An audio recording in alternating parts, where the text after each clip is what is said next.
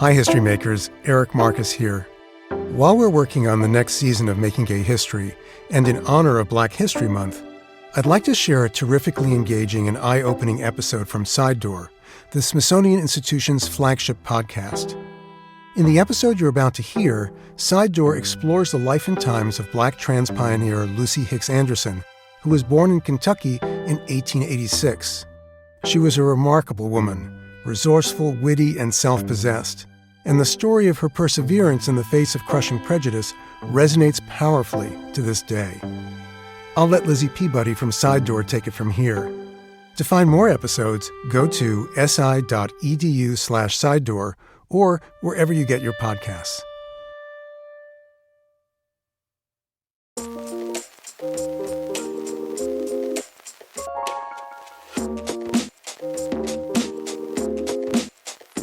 This is Sidedoor, a podcast from the Smithsonian with support from PRX. I'm Lizzie Peabody.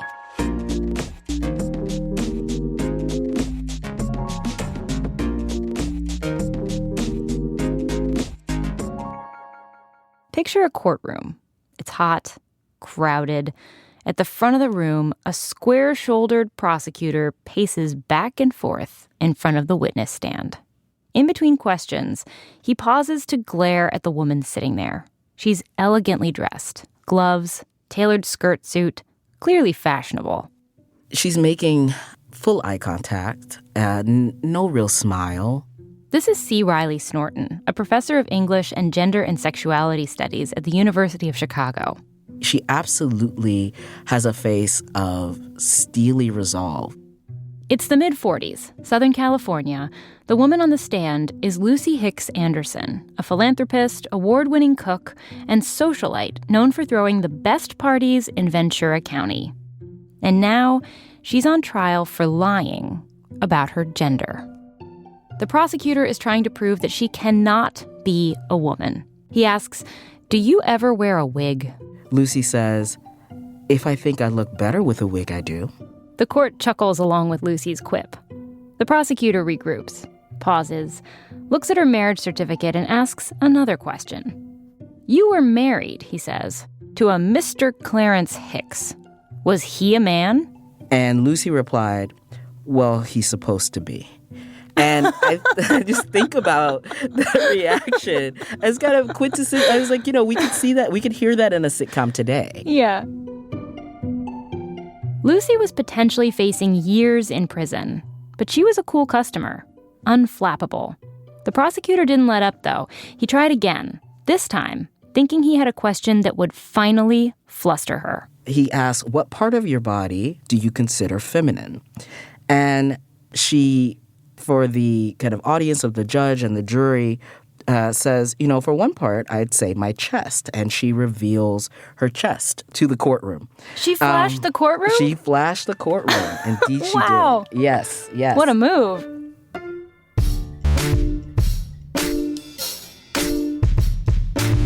She was bold, she was brave, she was outspoken. And she knew who she was, and she was proud of who she was. This is Ashley Corin, acting head of education for the Smithsonian American Women's History Initiative. I think that story really shows us just how unafraid she was. And she was in this situation where people were constantly trying to put her in a category. And she refused to be put in that category because she knew who she was and she didn't want anyone else dictating who she was. Lucy Hicks Anderson was Black and transgender, living in a time when racial segregation was the law of the land, and gender identity was often misunderstood, even criminalized. But this didn't stop Lucy from becoming a successful entrepreneur through Prohibition and World War II. She owned brothels, speakeasies, and played a prominent role in her community. But now, she was being prosecuted for who she was. So this time on Sidedoor, we bring you the story of Lucy Hicks Anderson, a Black trans woman who refused to let others define her. What did the jury ultimately decide? And what does her court case, and the publicity around it, say about our country's long history of misunderstanding gender identity? That's coming up after the break.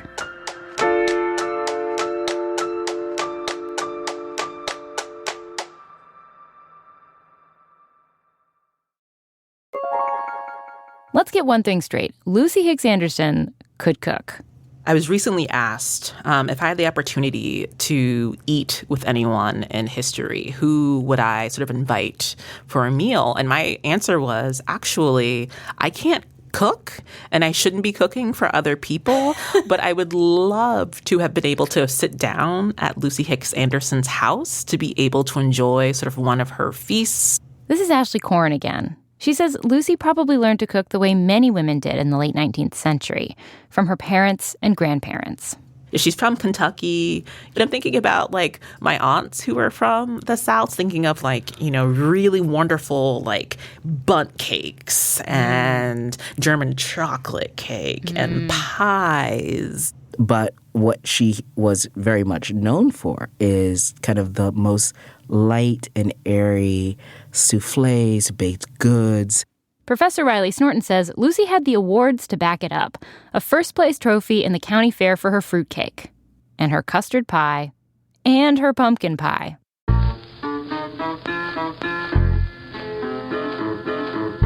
Lucy was born in Kentucky in 1886. She was raised in a small rural town in the center of the state called Waddy. Snorton says she was assigned male at birth, but she lives actually in the gender that she preferred from her childhood on, and is recorded as saying that her mother was incredibly supportive of her. When Lucy's mother took her for a checkup at age 9, the doctor encouraged Lucy to live as a woman. Lucy's mother said, "There's nothing to do. You're a girl, and you're not like other little girls." She was wearing dresses as a young girl, certainly by the time she hits her teenage years. We don't know a lot about what it was like to be transgender at this time because there aren't many historical records from a trans person's perspective. Some transgender figures in history kept their identities so hidden that their children didn't know that they were trans until after they died. But Lucy's story, at the very least, gives us a unique window into one person's experience. When she was 15 years old, she left Kentucky. We don't know why, but Snorton has some theories. What we know about trans experiences in all kinds of communities, particularly ones in more rural areas, is that even as there are sites of robust support, there may still seem like there's more living to be done. Lucy moved all over the country. She met her first husband, Clarence Hicks, in New Mexico. When that marriage ended in the late 1920s, she moved to sunny Southern California, to a town in Ventura County called Oxnard. This is not Los Angeles. I think it's very important to recognize that Oxnard, California is not Los Angeles. It's not San Diego. It's not San Francisco. What is it like? It's just a small town. But Oxnard was home to a major sugar factory that attracted blue-collar workers from the surrounding areas and Mexico. When Lucy settled there in the 1920s, it was Prohibition, and she noticed the town didn't have many places for workers to spend their hard-earned money when the whistle blew at the end of the day. So Lucy, seeing an opportunity, capitalized. She seemed to be pretty successful during Prohibition. What was she doing during that time? She was doing a lot, some of which was not legal. Which is fine. You know, we have to remember that Prohibition was a time where a lot of people were doing things that were not very legal. Lucy ran a speakeasy during Prohibition, serving plenty of Prohibition tea, as it was known. That means alcohol. And eventually, she branched out from speakeasies into brothels. By the 1940s, she owned several businesses in Oxnard, each of varying legality. She was always keeping a balance of legit and illicit I love that. streams of income. Yeah. Besides the brothels, Lucy ran a catering company that was wildly popular with the town's well-to-do. And so she kind of lived in a space between kind of wealthy elite circles and spaces of illicit economies that also kind of created mobility and survival. For example, when she was arrested one night for running her speakeasy, a prominent banker in town rushed to bail her out. This wasn't out of some sense of injustice. It was because he had a dinner party planned and Lucy was booked to cater it. He didn't want anyone else to do it. He wanted Lucy Hicks Anderson to host this party because he knew she would do a good or a great job. And I think that says a lot about her standing. We have to be very aware, right, of the racial dynamics of the particular time. But it also says a lot about the demand for Lucy Hicks Anderson as well. Lucy parlayed her skills as a cook and a madam to become a socialite, throwing the can't-miss parties of the day. People are clamoring for her food. They're clamoring to be a part of these parties. I mean, she must have really killed it. I mean, she really must have been throwing like the parties of the year. And she must have really understood hospitality. I like to try to imagine Lucy hosting these parties. In magazine articles, she's described as a thin, 6-foot-tall woman with a Kentucky accent who often wore lavish dresses and donned other enviable garments. A Time magazine article described her fashion as, "She wore bright, low-cut silk dresses from which her slat-like collarbones protruded, and she affected picture hats and high-heeled shoes. Her wigs were her pride. She had a long, black wavy one, a short, straight bobbed one, and for special occasions, a shoulder-length job in red."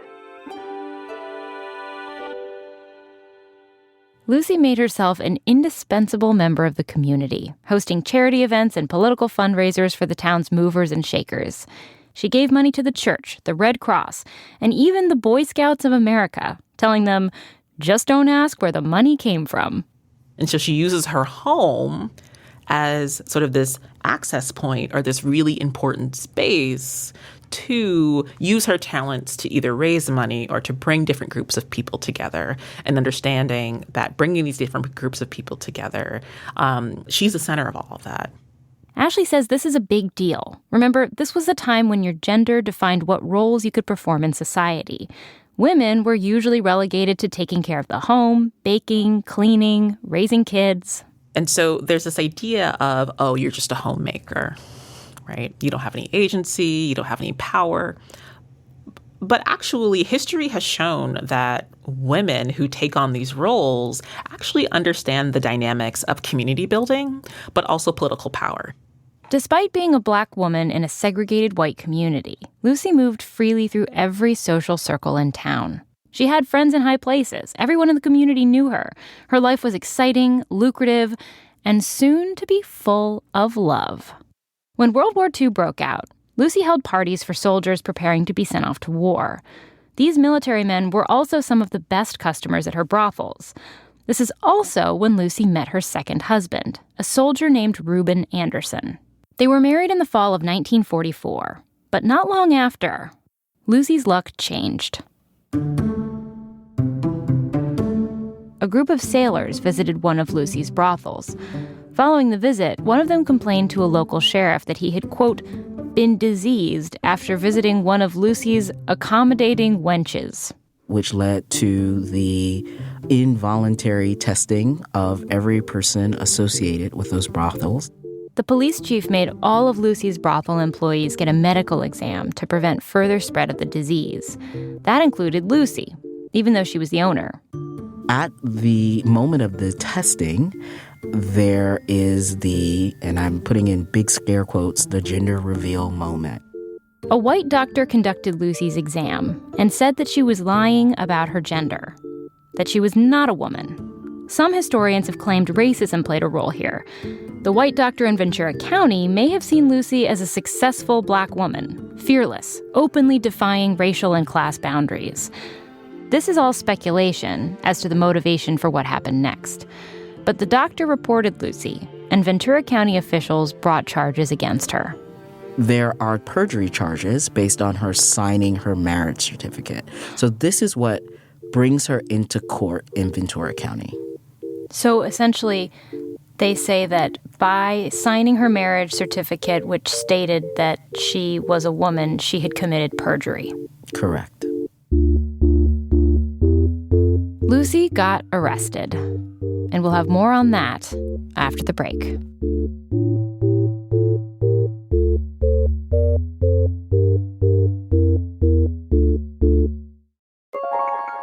All the town was abuzz when the police arrested Lucy Hicks Anderson. Newspapers and magazines around the country also picked up on her case, reporting on Lucy's story as though she were a punchline, writing pejorative headlines like, "The Madam Who Was a Man," and calling her a female impersonator.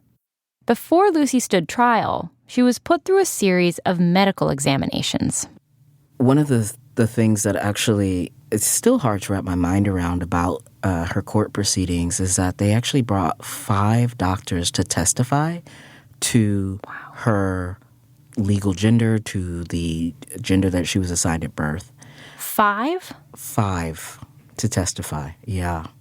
That seems excessive. Absolutely it is. In some way, right? Like, I'm like, this is you protesting too much kind of situation. Yeah. It really doesn't seem as if you need 5 separate medical experts to testify to say that Lucy Hicks Anderson was male according to medical and legal definition. Snorton says at this time, the medical establishment and the government define gender by physical characteristics, things you can see. To put it bluntly, things like breasts, a vulva, or a penis. Many people still mistakenly believe this today, and some legislators are working to return this to the legal definition of gender. But just to be completely clear, gender is a social construct, not necessarily related to physical body parts. This is the definition by the American Psychological Association.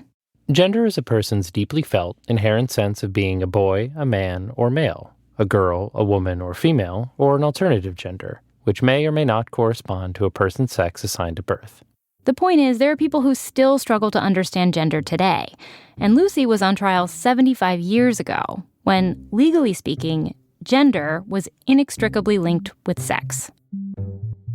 To counter this sort of thinking, Lucy's defense attorneys came up with a hidden organs defense. They argued that Lucy felt so strongly she was a woman that she must have hidden female organs inside of her. Lucy even offered to donate her body to science after her death to allow scientists to search for these hidden organs. I think a lot about that defense as a way of critiquing the idea that gender is discernible by sight. News reports throughout the trial also conflated gender with what was discernible by sight, as Snorton says. They referred to Lucy by using masculine pronouns, portraying her as a man dressed up as a woman, not a transgender woman. Lucy weathered the media storm with steely resolve.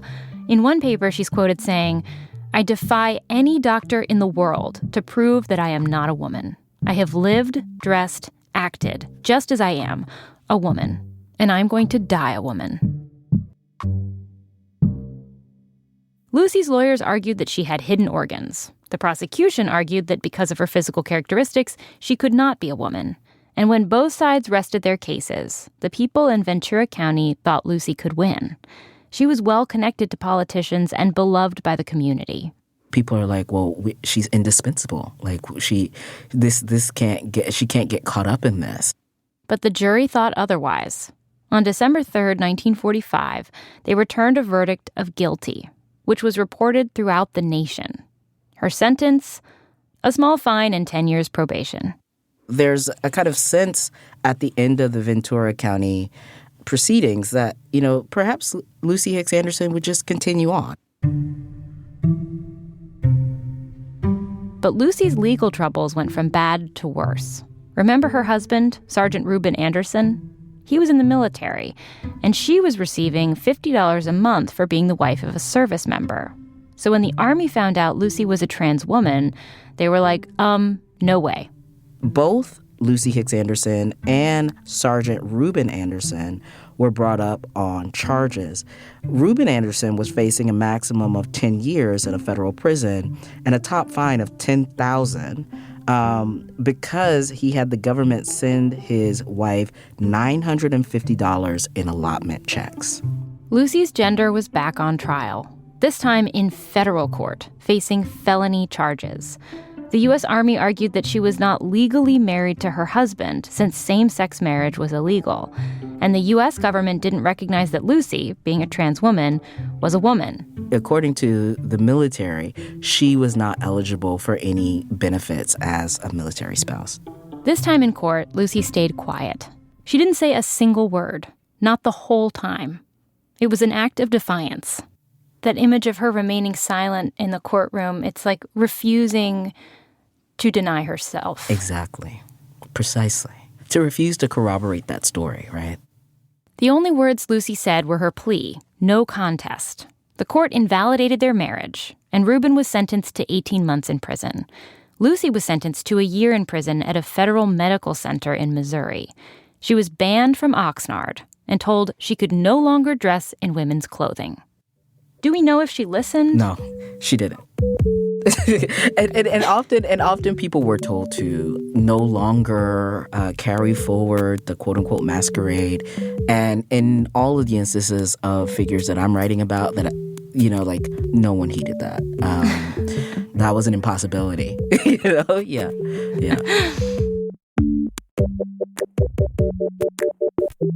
When Lucy got out of jail in 1946, she put her dress back on, and her wig, depending on the outfit, and got right back to living her life.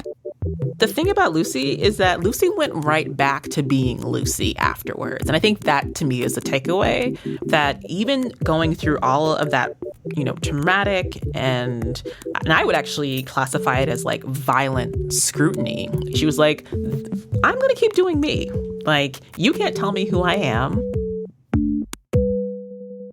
Banned from Oxnard, Lucy moved to Los Angeles without Rubin. And there's not much more information about the rest of her life, except that she died in 1954.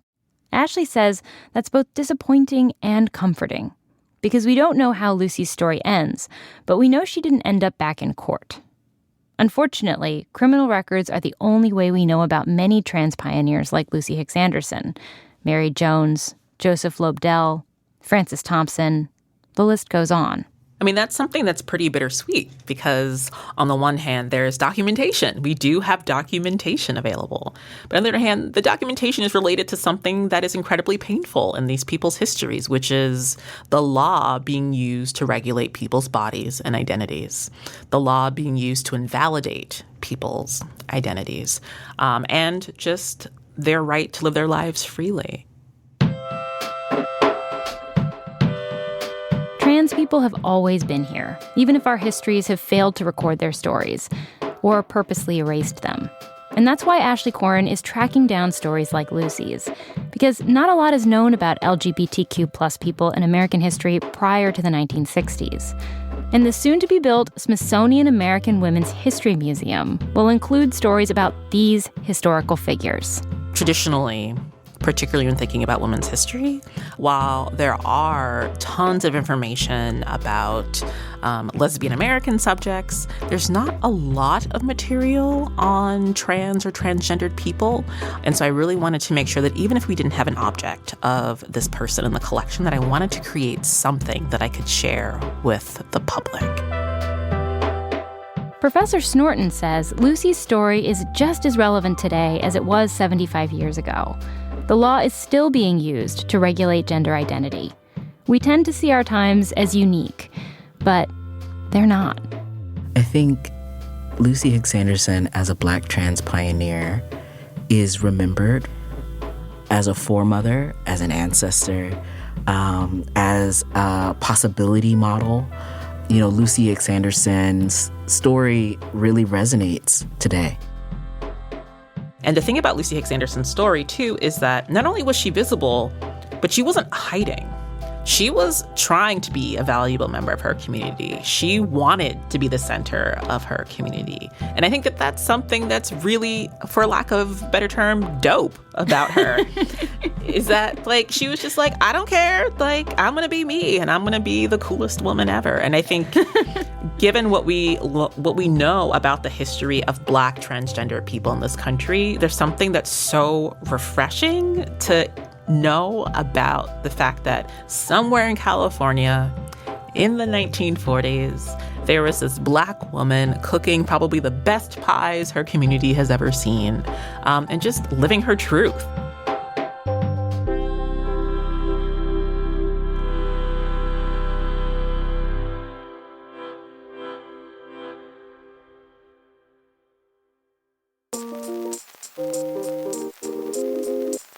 You've been listening to Sidedoor, a podcast from the Smithsonian with support from PRX. You can find a link to Riley Snorton's book, Black on Both Sides, A Racial History of Trans Identity, in our newsletter. We'll also share pictures of Lucy Hicks Anderson. You can subscribe at si.edu/Sidedoor. For more stories of important women in history, be sure to look into the Smithsonian American Women's History Initiative. To learn more, go to womenshistory.si.edu or join the conversation using #BecauseOfHerStory on social media. And remember, you can find us on social media at SidedoorPod on Twitter and Instagram, or you can email us directly at sidedoor@si.edu. We'd love to hear from you. For help with this episode, we want to thank C. Riley Snorton, Ashley Corin, and the Association of LGBTQ Journalists. Our podcast team is James Morrison, Natalie Boyd, Ann Kananen, Caitlin Schaefer, Tammy O'Neill, Jess Sodick, Lara Koch, and Sharon Bryant. Additional editing by Sydney Bauer and Sarah Cohen. Fact-checking by Adam Bisnow. Episode artwork is by Dave Leonard. Extra support comes from Jason and Genevieve at PRX. Our show is mixed by Tarek Fuda. Our theme song and episode music are by Breakmaster Cylinder. If you want to sponsor our show, please email sponsorship@prx.org. I'm your host, Lizzie Peabody. Thanks for listening.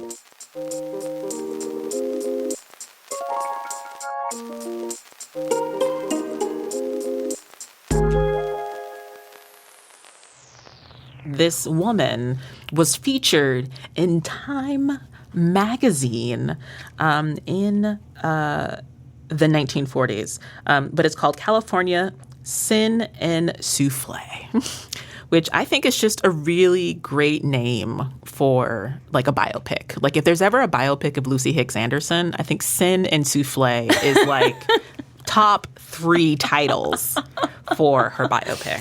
Sin and Soufflé. I like it.